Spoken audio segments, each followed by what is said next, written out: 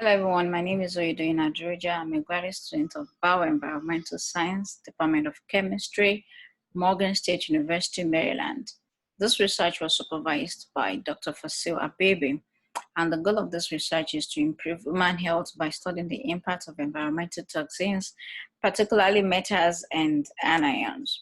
The title of my research is rhodamine-based turn-on fluorescence chemosensors for mercury ion in aqueous media.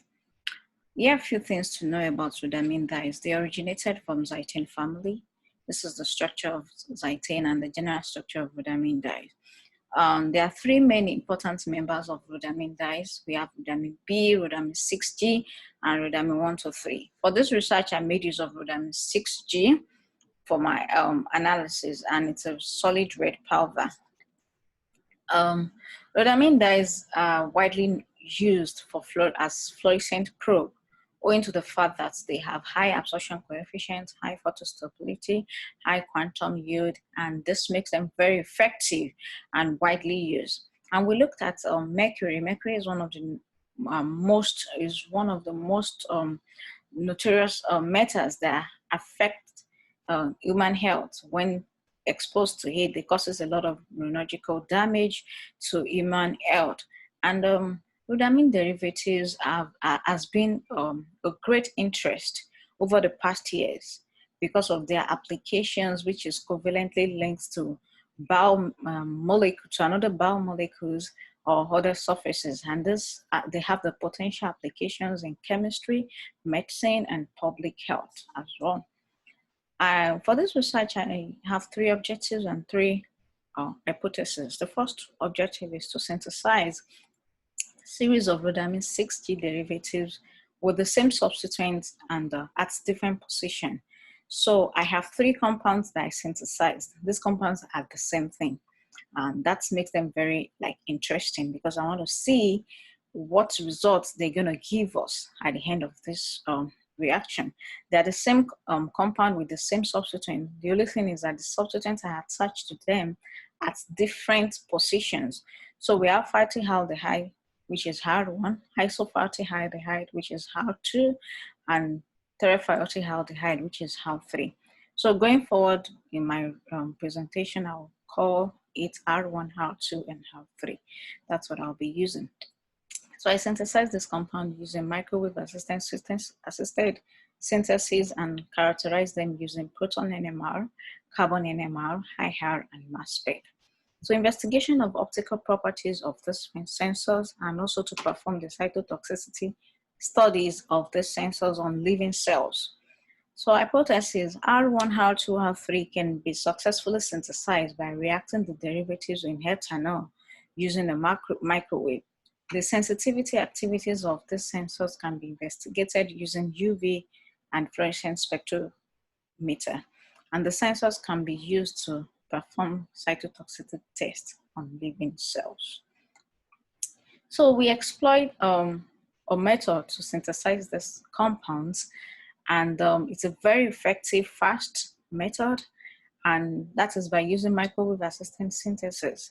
And at a very short period of time, 30 minutes, 20 minutes, we're able to get our results. And this also gives us a very good yield.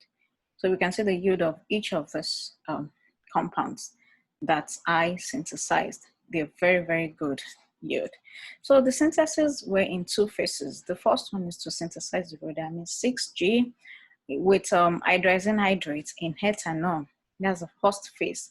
And the second phase is the condensation reaction, which is by condensing the aldehyde with the corresponding rhodamine derivatives to give us our result. So these are the aldehydes that I use. And like I said, they are the same compounds with the same substituents.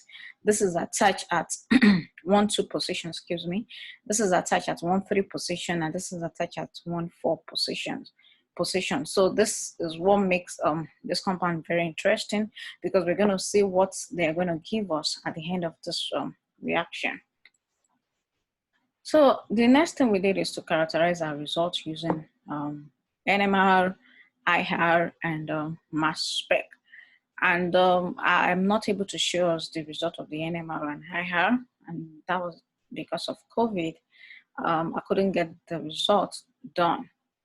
because of COVID. But I have the result of the mass spec here, which I used to confirm the mass number, which also confirms that the mass number, the expected mass number was the same thing with the observed mass number. And that also confirms our result as well. So the next thing we did is to confirm the selectivity test. And we did that by reacting this complex with different metals. So we reacted them with different metals like we have here.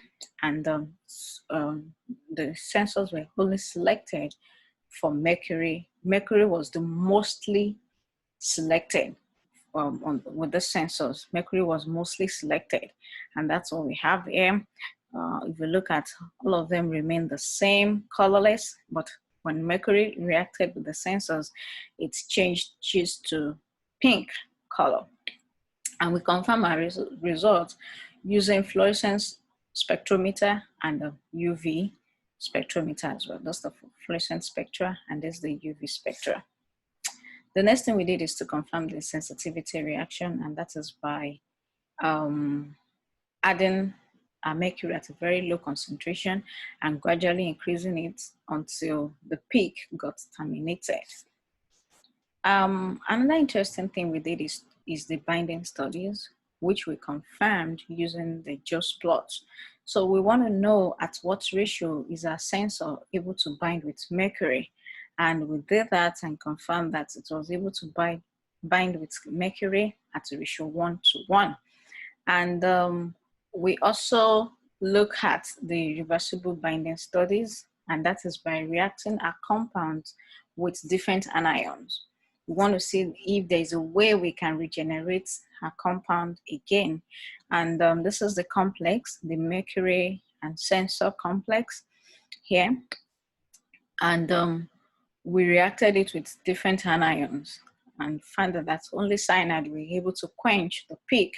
And this is the complex as well here. And we had a different concentration of cyanide, and it keeps reducing the complex until a very low peak. This is like the reaction showing the bindings, the reversible binding studies.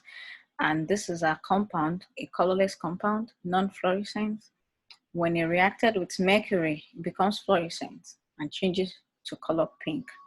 Now, we look at how we can regenerate back the reaction. So we reverse it with different anions, and cyanide was able to quench the peak and also give us back her result, which is colorless.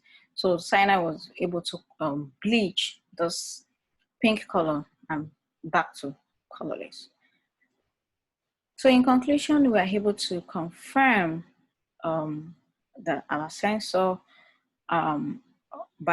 we're able to confirm our sensor by selectivity reaction, sensitivity reaction, reversibility reaction, and binding studies that it has a potential material for mercury recognition at a very low concentration. And also the biological application of this probe by imaging of mercury to living cell. So I'd like to acknowledge Dr. Fasiwa Baby, Dr. Angela Winside, Department of Chemistry, Malaga State University, for their support throughout the studies, and also NIH. Thank you.